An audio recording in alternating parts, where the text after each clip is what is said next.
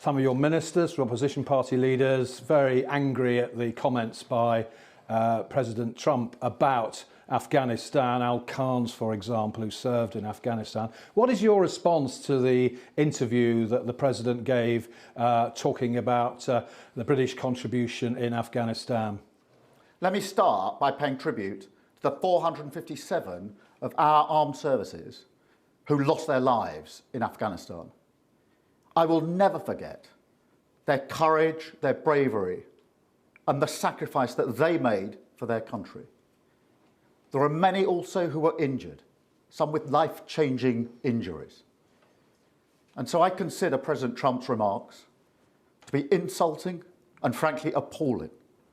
And I'm not surprised they've caused such hurt to the loved ones of those who were killed or injured, and in fact, across the country. As well as politicians expressing a view, a lot of the relatives, some bereaved, others whose sons in particular suffered dreadful injuries. One is Diane Durney, mother of a man called Ben Parkinson, dreadful injuries. She has said that you need to be tougher with President Trump and demand an apology from him. Will you call for an apology from the President?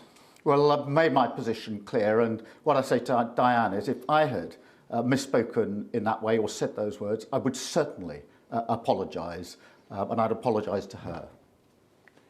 This is becoming a bit of a habit now. You're having to distance yourself and criticise the President. It's about third or fourth time in this week. Are you getting a bit exasperated by some of the things President Trump says? We have a very close relationship with the US, and that is important for our security, for our defence and our intelligence, and it's very important we maintain that relationship. But it is because of that relationship that we fought alongside the Americans for our values in Afghanistan. And it was in that context that people lost their lives or suffered terrible injuries, fighting for freedom, fighting with our allies for what we believe in.